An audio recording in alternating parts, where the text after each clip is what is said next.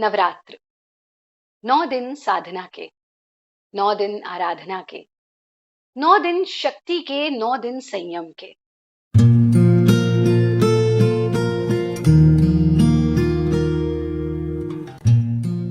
नमस्ते, मैं हूं आचार्य प्रतिष्ठा। स्वागत है आपका Friday facts with Acharya Pratishtha and insight to Indian culture के आज के इस विशेष एपिसोड में, जहां हम बात करने वाले हैं नवरात्र की, क्योंकि सोमवार से शुरू हो रहे हैं नवरात्र। एक प्रश्न जो अक्सर बार बार पूछा जाता है कि आचार्य जी, नवरात्र की कोई हेल्थ बेनिफिट्स भी हैं क्या? बिल्कुल हैं। नवरात्र के आध्यात्मिक गुण तो अनेकानेक हैं और इसीलिए इन 9 दिनों के को साधना के 9 दिन कहा गया। नवरात्र साल में 4 बार आती हैं और चारों बार तब जब मौसम परिवर्तित हो रहा होता है।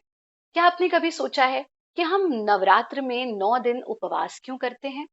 इसीलिए करते हैं ताकि इस बदलते मौसम में आप भोजन का संयम करें, आप अपनी जीवन शैली का संयम करें, आप प्रातःकाल समय से उठें, समय से सोएं, आप अलख जोत जगा करके रखें, जिससे आपका मन इधर उधर भटके नहीं, आपका मन भोजन में ना भटके।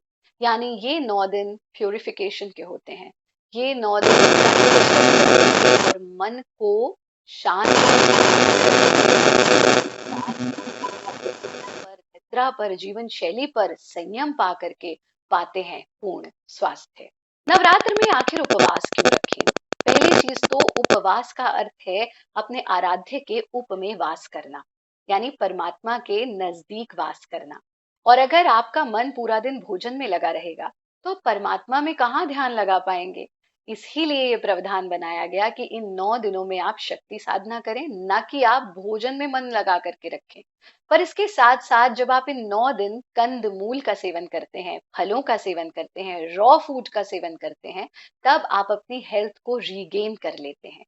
यानी ये 9 दिन हमारी हेल्थ को रीगेन करने के लिए बेस्ट टाइम है, डिटॉक्सिफिकेशन का बेस्ट टाइम है, तप का बेस्ट टाइम है, कंट्रोल ओवर टेस्ट का बेस्ट टाइम है और जीवन में एक हायर ऑब्जेक्टिव पाने का भी बेस्ट टाइम है। इसीलिए मन को भोजन में ना रमा करके परमात्मा की प्राप्ति में रमाया जाए, यही इस समय में सर्वोत्तम है। तीसरा प्रश्न जो अक्सर हमसे पूछा जाता है, आचार्य जी, क्या 9 के 9 दिन उपवास करना चाहिए, या हम पहले दिन और आखिरी दिन उपवास कर लें, या बीच के किसी दिन उपवास कर लें? आप जिस भी अवस्था में हैं अपनी यात्रा आरंभ कर दें। ऐसा नहीं कि हमें 9 के 9 दिन ही उपवास करना है, और ऐसा भी नहीं कि हम एक दिन भी उपवास ना करें। अपनी शरीर की कैपेसिटी के अनुसार, अपना आज आज आप किस अवस्था में हैं उसके अनुसार डिसाइड करें कि हम 2 दिन उपवास करेंगे, 3 दिन करेंगे, 5 दिन करेंगे या 9 दिन करेंगे। बहुत सारे लोग इस तप की अवस्था में 9 दिन सिर्फ जल का सेवन करते हैं, कुछ मात्र फलों का सेवन करते हैं। ये निर्भर करता है कि आपकी शरीर की कैपेसिटी कितनी है। लेकिन उपवास के नाम पर तला हुआ, बहुत over fried, over cooked food लेना, ये समझदारी नहीं है। उसे हम व्रत नहीं, उसे हम चरत कहते हैं। तो ऐसा व्रत नहीं करना है आपको। ऐसा व्रत करना है जिसमें या तो आप रॉ फूड और उसमें भी कंद मूल और फल का सेवन करें, या फिर आप ऐसे भोजन का सेवन करें जो बहुत ही कम समय में कुक हो जाए, जिसमें आपका समय और आपकी एनर्जीज कुकिंग में वेस्ट ना हो। रादर आप इस समय उपासना करें, परमात्मा के उप में वास करें, और इस ही तरीके से आप नवरात्र को सफल बना सकते हैं। अंतिम प्रश्न, आखिर नवरात्र में क्या क्या करें? सबसे पहली चीज, नवरात्र में भोजन का संयम करें, क्योंकि त्रयम एकत्र संयमः। वैसे तो ये धारणा ध्यान समाधि के लिए है, लेकिन जीवन में अगर स्वस्थ रहना है तो भोजन, निद्रा और अभ्यास, इन तीनों का संयम कर लिया तो सदैव संयमित रहोगे, स्वस्थ रहोगे। तो सबसे पहली चीज अपने भोजन का संयम करें, और इसीलिए प्रावधान बनाया गया कि अगर और कुछ नहीं कर सकते, कम से कम प्याज का सेवन, लहसुन का सेवन तो इस अवधि में बिल्कुल भी ना करें, ताकि कम से कम 9 दिन हम सात्विक रहें, हमारी ऊर्जा अपवर्ड हो, एनर्जीज अपवर्ड हो, ना कि डाउनवर्ड। हम ध्यान लगा सकें, हम परमात्मा का स्मरण कर सकें। तो पहली चीज भोजन का नियंत्रण। दूसरी चीज भावों का नियंत्रण। 9 दिन कम से कम किसी के प्रति हेट्रेड का भाव, एंगर का भाव, ये सब भाव से दूर रहें। तप करें, यानी 9 दिन और कुछ नहीं कर सकते तो माँ गायत्री के नाम का ही यज्ञ कर लीजिए, या देवी के किसी भी रूप का यज्ञ कर लीजिए। यज्ञ अवश्य करें, सुबह शाम प्रार्थना, दीपक जलाना, इतना तो कम से कम हम कर ही सकते हैं इन 9 दिन की अवधि में। और सबसे महत्वपूर्ण चीज, अगर आप स्वास्थ्य की बात करते हैं तो आपके वजन घटाने में भी ये नवरात्र की अवधि बहुत लाभकारी होती है।